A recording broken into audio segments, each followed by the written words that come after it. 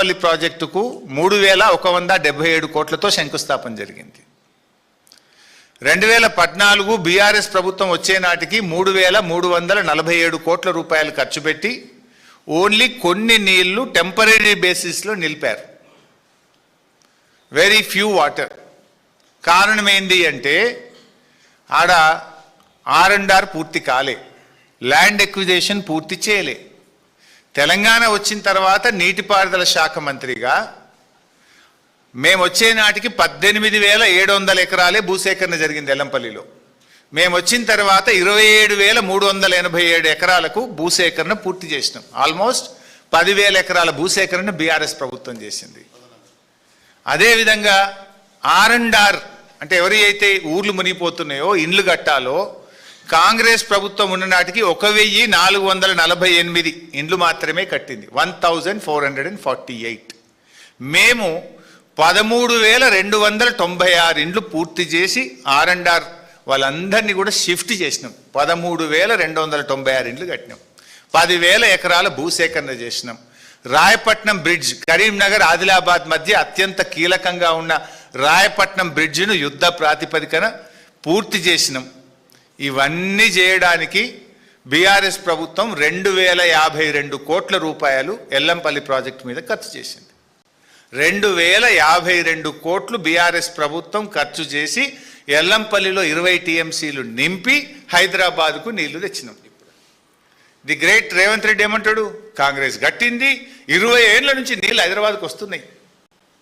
నోరా అమ్మోరా, నిన్ను ఎట్లా నమ్మాలి అసలు? ఒక్కటన్నా నిజం మాట్లాడతావని ఎవరు నమ్ముతాడా నిన్ను? 2016 తర్వాతనే బ్యారేజ్ పూర్తి స్థాయిలో బీఆర్ఎస్ ప్రభుత్వం వినియోగంలోకి తీసుకురావడం జరిగింది.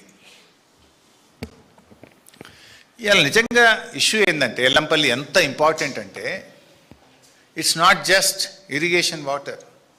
ఎల్లంపల్లి మీద NTPC ఆధారపడ్డది, ఎల్లంపల్లి మీద సింగరేణి థర్మల్ పవర్ స్టేషన్ ఆధారపడ్డది, ఎల్లంపల్లి మీద హైదరాబాద్ మంచినీళ్ళు ఆధారపడ్డాయి, ఎల్లంపల్లి మీద రామగుండం మున్సిపాలిటీతో పాటు ఆ పరిసర ప్రాంతాలు మంచిర్యాల, అటు మంచిర్యాల జిల్లా, ఇటు రామగుండం పెద్దపల్లి జిల్లా డ్రింకింగ్ వాటర్ దాని మీద ఆధారపడ్డది.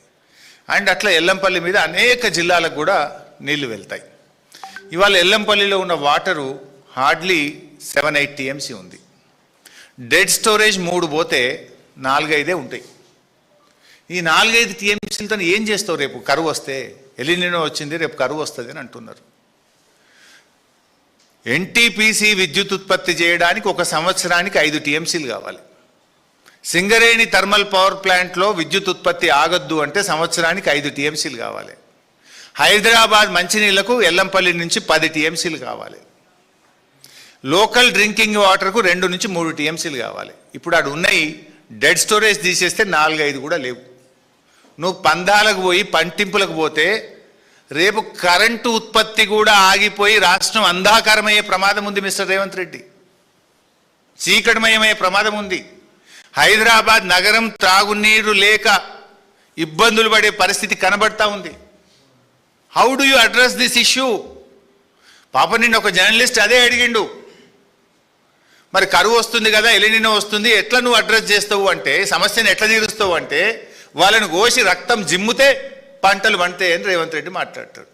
ఒక జర్నలిస్టు ఈ కరువు పరిస్థితుల్లో ఈ కరువును నువ్వు ఎట్లా ఎదుర్కొంటావు, వాట్ ఈజ్ యువర్ స్ట్రాటజీ అని ఒక జర్నలిస్ట్ అడిగితే వాళ్ళని కోసి రక్తం జిమ్ముతా అంటాడు. ఇదా ఒక ముఖ్యమంత్రి మాట్లాడేది? సమస్యను అర్థం చేసుకుంటలేవు నువ్వు. రేపు NTPCకి 5 టీఎంసీలు కావాలి, సింగరేణి పవర్ ప్లాంట్కి 5 టీఎంసీలు కావాలి, హైదరాబాద్ మంచినీళ్ళకు 10 టీఎంసీలు కావాలి, రామగుండం మంచిర్యాల ఆయా జిల్లాలకు త్రాగునీటికి 3 టీఎంసీలు కావాలి. అక్కడ ఉన్నాయా 4-5 లేవు. ఇప్పుడు మనం నీళ్లు ఎత్తి తెచ్చుకొని సమస్యను పరిష్కారం చేసుకునే దిశగా ఆలోచిస్తావా? రాజకీయాలకు పోయి పందాలకు పట్టింపులకు పోయి సమస్యను జటిలం చేసి రాష్ట్రాన్ని అంధకారం చేస్తావా? హిట్లర్కు నీకున్న తేడా ఏంది? హిట్లర్ అదే కదా చేసింది పిచ్చి పనులు. ఇక ఇంకొక ఇంపార్టెంట్ ఇష్యూ నిన్న ఆయన మాట్లాడతాడు. అసలు బీఆర్ఎస్ వచ్చిన తర్వాత ఒక్క ప్రాజెక్టు కట్టలే, ఒక్క ఎకరాన్ని నీళ్ళు ఇయ్యలే. కాంగ్రెస్ చేసిన కృషి వల్లనే ధాన్యం ఉత్పత్తిలో దేశంలో నంబర్ 1 అయినమాట. మొత్తం కాంగ్రెసే కట్టిందట. కాంగ్రెస్ కృషి వల్లనే